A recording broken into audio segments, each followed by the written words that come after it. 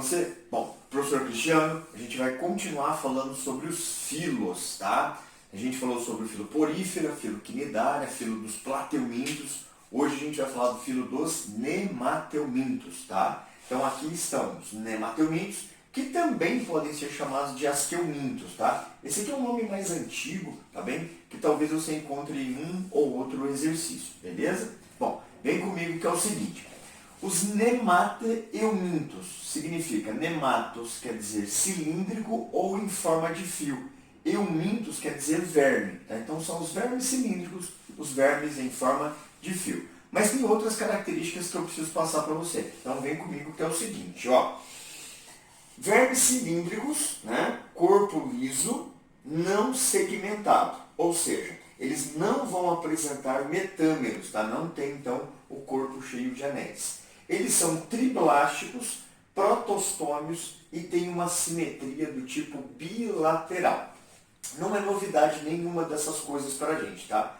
Triblásticos, plateumintos já são, protostômios também, simetria bilateral, a gente viu da mesma forma. Só que isso aqui é uma novidade muito importante. Então você tem que dar uma boa atenção para esse fato. Eles são os pseudocelomados. Eles são os únicos pseudocelomados que a gente conhece, tá? Então grave, nemateumintos, pseudocelomados. Isso é importantíssimo, tá? Aqui nós temos outro fato. Existem de vida livre, apesar de eles serem vermes, tá? Nem todo verme vai causar doença. Então existem aqueles que são chamados de vida livre, ou seja, não causam doença. E também não fazem nenhum benefício para outros seres. Eles são de vida livre, tá? Agora existem aqueles que são parasitários, tá? E esses aqui a gente vai ter um pouquinho de atenção, tá? Como eu falei no comecinho, os asqueumintos, tá? Assim uma outra forma de escrever, beleza? Bom, então nós temos esse fato para ser colocado para você, tá bem? Essas características gerais, elas são muito importantes, você tem que associar, principalmente o fator o fator pseudocelomado dos asqueumintos, beleza? Bom, aqui, só para a gente relembrar um fato, né? Aqui está, nessa região amarela, o pseudoceloma, tá? É uma cavidade que não fica na mesoderma, tá bem? E essa cavidade, ela é cheia de um líquido, o chamado líquido pseudocelomático, tá? Que vai funcionar para esse animal aqui, como a lombriga, como uma espécie de esqueleto hidrostático, tá? Um esqueleto de água, mais ou menos assim, beleza? Vamos continuar então? Bom, tem uma série de outros fatores que a gente precisa entender. Ó, eles apresentam uma cutícula externa de revestimento, é uma cutícula protetora. Apesar de ele atrapalhar um pouquinho o crescimento do animal, é algo muito importante para a sua proteção, principalmente para os parasitários, que vão fazer um circuito aí que vai exigir a presença dessa estrutura, tá? Esse líquido que eu comentei com você é o chamado líquido hidrostático, então, que está presente aqui nessa região, beleza? Bom, continuando. Nós temos uma sistemática, ou seja, uma ideia de classificação. Qual é o nome da classe do filo dos nemateumintos? Então é filo, classe, né? Reino, filo, classe, nematoda. Tá? Então os nemateumintos têm a classe nematoda. Vem comigo que é o seguinte. Bom, aqui eu preciso apresentar para vocês uma sequência fisiológica, tá? Então fique atento para esse fato. Sistema digestório completo, boca-ânus, é o primeiro grupo a ter essa característica, tá? Sistema digestório completo, beleza? Bom, não possuem sistema respiratório, não tem sistema circulatório e o sistema excretor é do tipo tubular. A gente vai colocar esse fato aqui de uma forma um pouco mais detalhada. Assim como a ideia do sistema nervoso, que eu vou apresentar nesse caso para você, tá? A reprodução geralmente conta com os animais dioicos e a reprodução então tem troca de material genético, ou seja, reprodução do tipo sexuado. Como a grande maioria tem formação de larvas, tá? O desenvolvimento então é indireto, tá? Indireto. Mas existem aqueles que não têm forma larval, e aí então o desenvolvimento fica do tipo direto, tá? Nesse caso, ó, a fisiologia, a gente colocou aqui num panorama genérico, tá? Então como a gente consegue descrever aqui pelo slide todos os fatos. Mas você percebeu que não tem sistema respiratório e não tem sistema circulatório. Mas eles vão ter um sistema do tipo excretor e vão ter um tipo nervoso. Mas em especial, eles têm um sistema digestório do tipo completo. Isso é muito importante que você coloque aí, tá, nas suas anotações. É o primeiro grupo a ter sistema digestório completo. Beleza? Bom, como que funcionam esses sistemas? Vem comigo, é o seguinte. O sistema nervoso, ele começa por esse fator aqui, ó. Um anel, tá, em volta aqui do esôfago, tá bem? Esse anel aqui é um gânglio nervoso, tá bem? Esse gânglio nervoso está na parte anterior.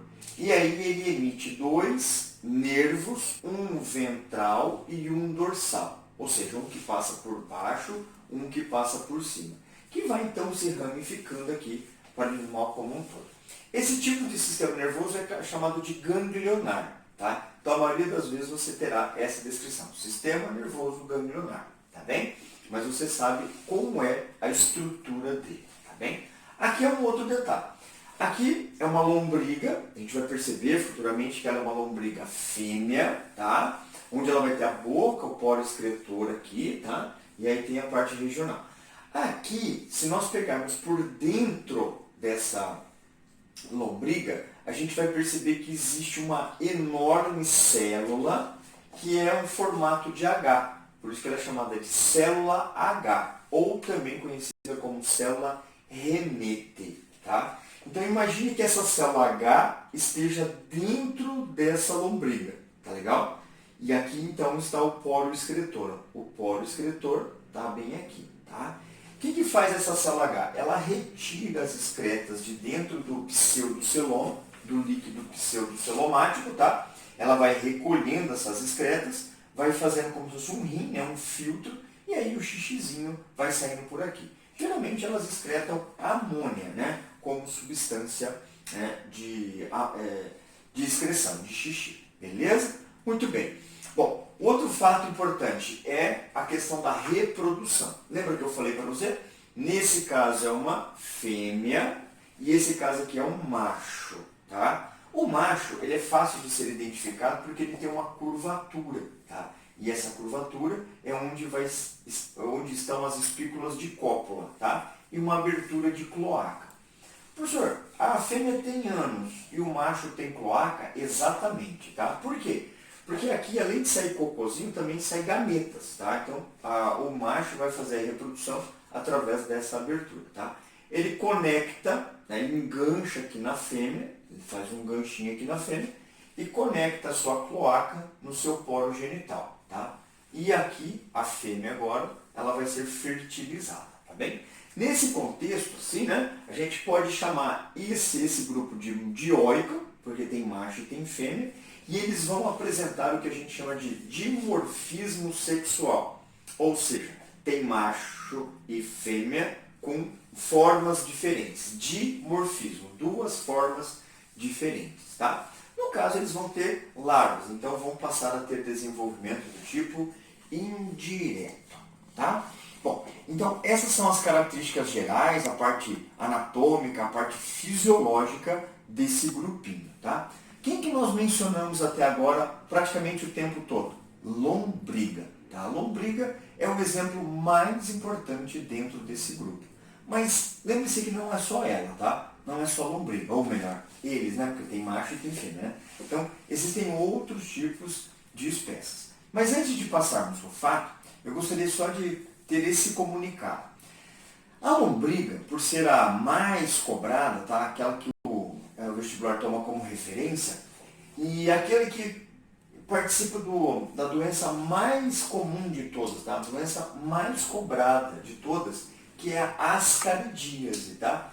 Então, assim, dentro das questões de nematelmintos, fatalmente você vai encontrar a lombriga como sendo a referência para a característica anatômica e fisiológica e reprodutora, e aqui também a parte de verminose. Mas você sabe que não sou eu quem vai apresentar a verminose para você, tá? Então você terá um outro momento para entender, né, para saber a verminose, chamada de ascaridíase, tá bem? Só quero dar um pitaco nessa história, tá bem?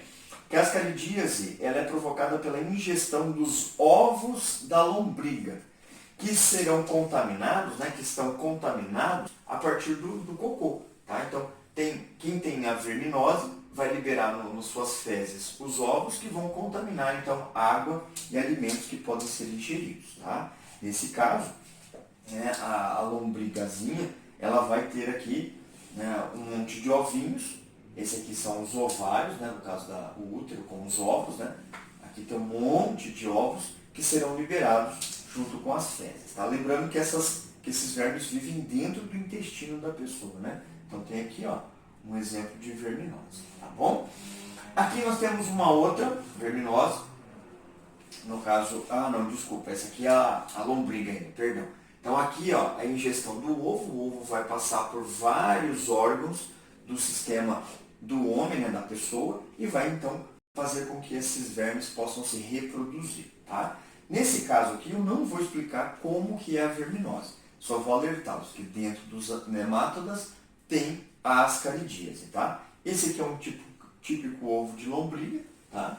Aqui as lombrigazinhas que estão dentro do intestino, tá? Eles podem passar pelo pulmão, causando diversos problemas pulmonares. Agora sim, tá? Então esse é um outro verme, esse aqui é o Necator americanus, que causa a necatoriose, conhecida também como amarelão, tá? É uma outra verminose que vocês vão estudar, tá? Esse aqui é o ciclo da Ancylostoma duodenalis. A diferençazinha básica que eu preciso que você saiba é que a lombriga é a ingestão de ovos, né? Os ovos da lombriga. E aqui é a entrada do verme pela pele. Tá? Então, a larvinha, né, que sai do ovinho, nesse caso aqui, pode entrar na pele da pessoa e se instalar no intestino. Tá? Essa daqui seria a ancilostomose. Tem uma outra chamada de dracunculose ou filariose, tá? Dracunculus medinis. Tá?